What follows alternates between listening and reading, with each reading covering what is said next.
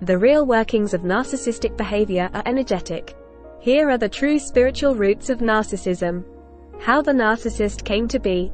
During the narcissist's childhood, they experienced a traumatic environment from their primary caregiver or caregivers. This would have come in the form of neglect, emotional or physical, flipped with excessive praise, giving the child mixed messages of who they were expected to be and damaging their core sense of self. As a result, the child was left with such excruciatingly deep feelings of shame, defectiveness, and unworthiness that they simply could not escape from. What this ultimately led to was a soul rejection and splitting of the psyche. The amputation of their true self. The only solution the narcissist could come up with, on an unconscious level, was to disown the part of themselves that was responsible for making them feel all of those awful things. This meant permanently severing the connection with their true self, which is what gives us access to everything that makes us authentically human. That means feeling the full scope of emotions from love, empathy, kindness and compassion, right through to unworthiness and shame. By the narcissist cutting off the connection with their true self, they are now sheltered from their most painful truth, that they are flawed human beings. It was their true self that was causing them to feel self-loathing and disgust, which left them feeling rejected and abandoned. They simply could not acknowledge those aspects of themselves, so they subconsciously allowed their ego to take over and rule the show. The narcissist unconsciously chose to disown their flaws and live in an inverted fantasy reality instead. Little did the narcissist realize that by cutting off the true self, they amputated their access to the divine life force energy, which we are all born with. It's through this life force energy that we can experience true love, happiness and compassion. Without having access to those things, the narcissist has forsaken themselves to a life without a conscience, severing the ability to ever feel any of the positive and authentic human emotions. While they may have a small enough amount of empathy to understand how their behavior can affect others, they simply do not care. Whenever a narcissist seems to act lovingly, compassionately or kindly, it's nothing but a manipulation tactic to look good and get what they want. But the narcissist did have another option. Rather than amputating their true self and self-avoiding on the largest of scales, they could have chosen a path of self-acceptance and healing. This would have allowed them to recognize their deep inner wounds, heal them forever and move into a beautiful, fulfilling and happy life. This option would also have led to massive growth on a soul level. They gave up the option of accessing true happiness and soul growth in this lifetime. The ego is their new master. Without their authentic self as their guide, the ego was able to have free reign over the narcissist, who willingly allowed it to become their new master. The ego promised the narcissist that they would never have to feel small or worthless ever again. In fact, the ego promises to ensure that they spend the rest of their lives feeling superior, powerful and flawless, as long as they give the ego what it requires in return. It's almost like doing a deal with the devil. For the ego to remain in control, it needs to make sure that under no circumstances does the narcissist ever glimpse the painful truth. This truth is that they are not perfect, special or better than anybody else.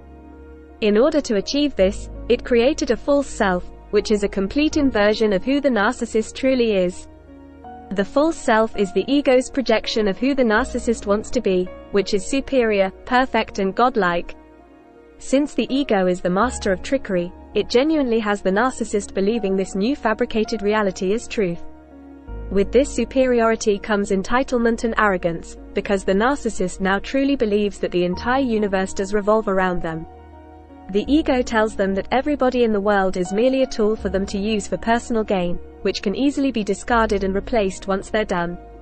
So now the narcissist is walking around living in a complete fantasy reality where they believe themselves to be their false self.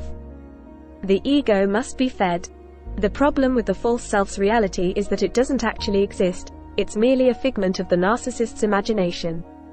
However, for the psychological survival of the narcissist, the existence of the false reality is absolutely crucial. If that world were to ever diminish and fall away, they would be left with nothing but their empty black hole inside, which is where their true self used to live before they banished it. That would put them right back where they started with the self-loathing and disgust. However, this time there is no option to access their true self for healing. Their true self is now beyond resuscitation in this lifetime. For the ego's false reality to continue, it needs to be regularly inflated. In other words, the narcissist's ego relies on constant validation from the outside world, that their false reality is in fact real. The only way for the narcissist to achieve the regular affirmation that is required is through attention. They are constantly seeking out both good and bad attention, because it all serves to confirm for the ego that, yes, you really do exist.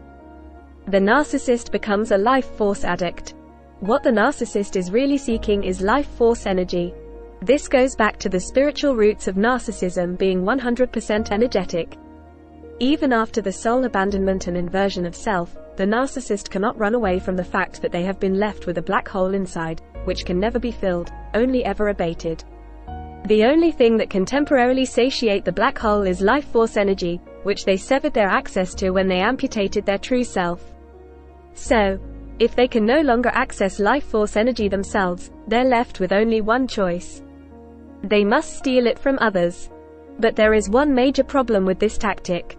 No one in their right mind is going to willingly hand over their life force energy to an empty black hole. This is where the narcissist's master, the ego, comes into play. The ego is extremely skillful at manipulation, as a means of getting what it needs. Not only is the narcissist's false self an avatar for who the narcissist believes themselves to be, but it's also an ever-changing mask that is used to manipulate and extract life force energy from others. Narcissistic supply. The life force energy that the narcissist so desperately needs is commonly known as narcissistic supply. This is how the narcissist can extract energy from others, and siphon it into their empty black hole to abate their low-vibe feelings for a short while. They need a constant supply of this energy to continuously confirm that their false reality is real, which is the only way to keep it inflated. Narcissistic supply comes in two forms, primary and secondary. Primary supply is when they receive energy via attention. It doesn't matter to the narcissist if this attention is positive or negative, because all attention confirms to their ego that their fantasy delusion really does exist. Attention works to reinforce their belief in superiority, specialness and perfection. Secondary narcissistic supply comes from the image that the narcissist projects out into the world via appearances. When it comes to secondary supply, they can only gain energy from positive appearances. They need to create the illusion of being successful, attractive, wealthy, talented and sought after. This all serves to confirm their fantasy reality of being perfect, and better than everybody else. What happens when they're low on supply? When a narcissist has lots of supply coming in, they'll go into narcissistic elation, which is basically an energetic high. When a narcissist is all topped up on energy, they can be fun, charming, funny and generous to be around. However, when a narcissist is running low on supply, they'll start slipping into narcissistic depletion. This depletion causes their fantasy to begin fading, and they will start descending into their inner black hole. As soon as the narcissist feels this happening, like a knee-jerk reaction, they will explode outward in a desperate attempt to get their hands on supply. This is when they'll do anything they can that will immediately make them feel powerful and superior.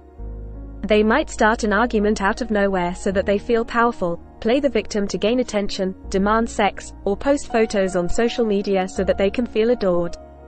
They might even turn to an addiction, like drugs, alcohol, food, gambling or shopping, as a way of trying to fill up the empty void within. The narcissist's karma. Firstly, narcissists get their karma every single day. Remember, when the narcissist disowned their true self, they cut off the opportunity to experience all of what it means to be in a human body. That means that they will never know what it feels like to truly love and be loved. They can never experience the true joy of a contented life, and they will never feel any gratitude for all of the amazing things that life can offer. Narcissists are programmed by their ego to never be happy. No matter what they've got, it's never enough. Narcissists destroy everything that is good through their constant need for more. Their whole lives are dedicated to hunting out supply, like a vampire seeking blood. They are energy drug addicts who can never get better. Narcissists don't have nourishing relationships or fulfilling jobs, nor do they have calm, peaceful lives. Their karma lies in their constant running from themselves, and all that is good. The reality is that once narcissists age, they begin to lose their ability to extract their much-needed supply. Their charm and good looks fade, and they're no longer able to work for power and money that could previously buy them life force energy. Secondly, you are actually stopping the narcissist from getting their karma by carrying it around for them. Narcissists are masters at dumping all of their unhealed wounds onto other people, who end up carrying the burden for them. This played out in all of the moments that the narcissist projected onto you, the very things that they were doing. It wasn't just a simple blame game, it was to get you to take on all of the disowned wounds. By carrying around all of those hurts that the narcissist loaded onto you, you stop them from meeting their karma. The moment you release all of the painful things that the narcissist has said and done, is the moment all of that energy will have no choice but to go back to where it came from, the narcissist. This is the hardest part of healing from narcissistic abuse. It feels like if we forgive the narcissist, we okay all of their behavior. However, we forgive the narcissist so that we can release the energy from ourselves, pass it back to them, and then move into a happy and healthy life of our own. You never need to okay the narcissist's behavior, but you do need to extract yourself from their energy, so that you can finally be free. The spiritual roots of narcissism are energetic, which means that every time you think about the narcissist, you feed them energy and supply on a psychic level. The best way to ensure that the narcissist can finally meet their maker and feel the weight of their karma, is for others to stop bearing the burden for them.